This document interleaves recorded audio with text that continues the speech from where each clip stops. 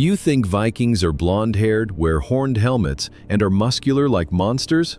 If so, you're about to be fooled by real human bones, real fabric, and real DNA.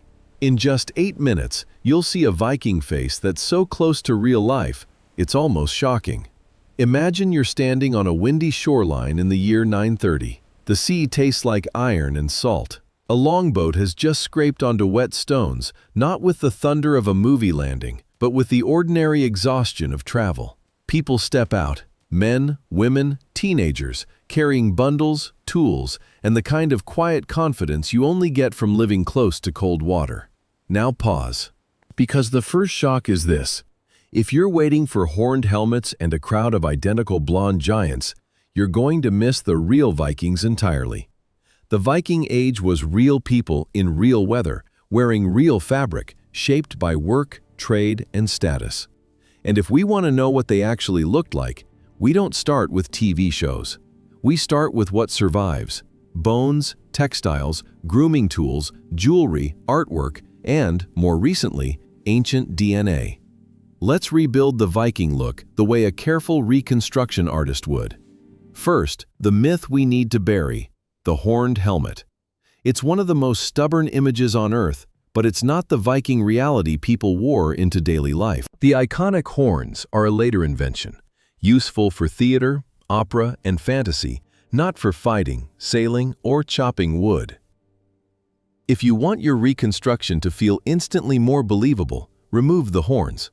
Your Viking will suddenly look like a person, not a costume. So what did go on the head? Most of the time, nothing dramatic. Hair, perhaps a cap, sometimes a hood pulled up against the cold. And hair is where the next myth collapses. Vikings were not a single blonde type. Ancient genomics on Viking Age individuals shows a complex population, and researchers have discussed a greater genetic predisposition toward darker hair and eyes compared with modern Danes.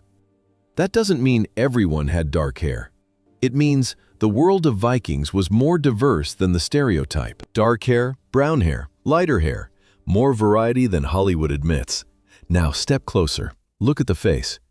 Here's something archaeology whispers over and over. Vikings cared about grooming.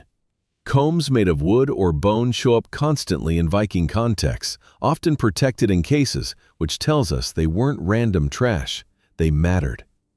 Alongside them, archaeologists find practical tools like tweezers and ear picks. That's not the kit of a culture that thinks appearance is irrelevant. It's the kit of people who live in small communities where reputation, presentation, and cleanliness shape how others treat you. So picture hair that can be wind-tossed, yes, but also combed, arranged, sometimes tied back. Beards that can be full, but not automatically filthy. In fact, even small carved figures and objects suggest styled facial hair in elite circles, hinting that Viking style could be intentional, not accidental. Now the body. Were Vikings tall? Some were. Were they all huge? No. Skeletons and everyday realities point to bodies shaped by labor, rowing, farming, carrying, building, traveling. That makes for strength and endurance more than superhero bulk. Shoulders may be strong, hands rough, posture trained by work. Your real Viking is more likely to look like a fit worker than a bodybuilder. Next, clothing, the most reliable place to get reconstruction right. Viking clothing was not leather and fur armor all day. Ordinary garments were made from local materials like wool and flax, linen. Men commonly wore trousers and tunics. Women commonly wore a strap dress, often described as an apron dress over undergarments, fastened with brooches.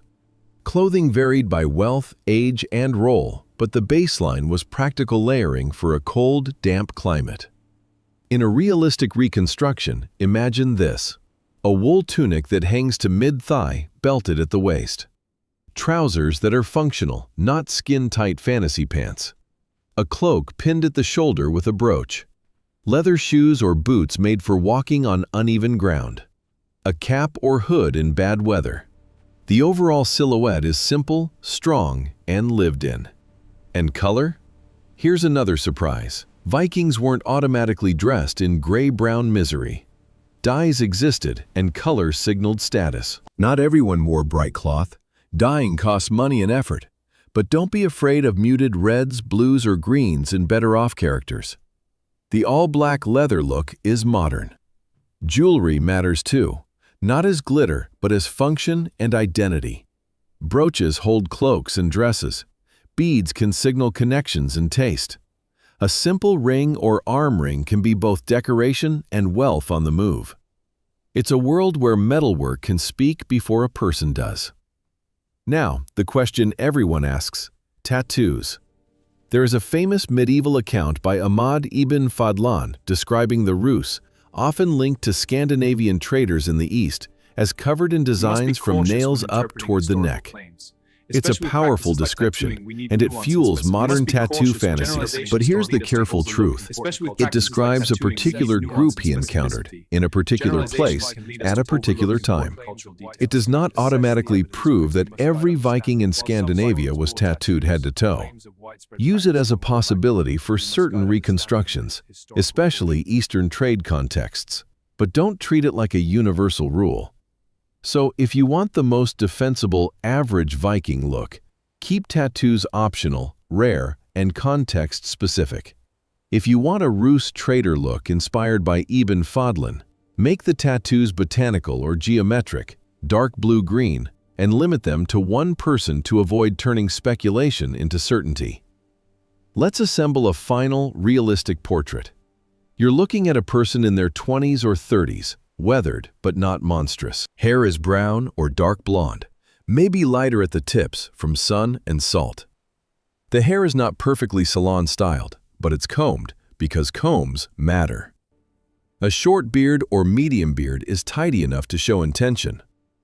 The tunic is wool, slightly rough in texture, belted. A cloak is pinned with a brooch. The hands show calluses. The posture says, this person rows, lifts, walks, builds. And the eyes? This is the most important part for your video. Vikings were not a monster species. They were humans with routines. They gossiped. They traded. They dressed their kids. They fixed broken tools. They cared about appearance because appearance affects trust, marriage prospects, and social rank. When your reconstruction respects that humanity, it feels real. So here's the quick myth-busting checklist you can use every time you generate an AI Viking. No horns. Layered wool and linen, not constant leather armor. Combed hair. Grooming tools exist. Hair color variety. Don't make everyone identical. Jewelry used as function and status.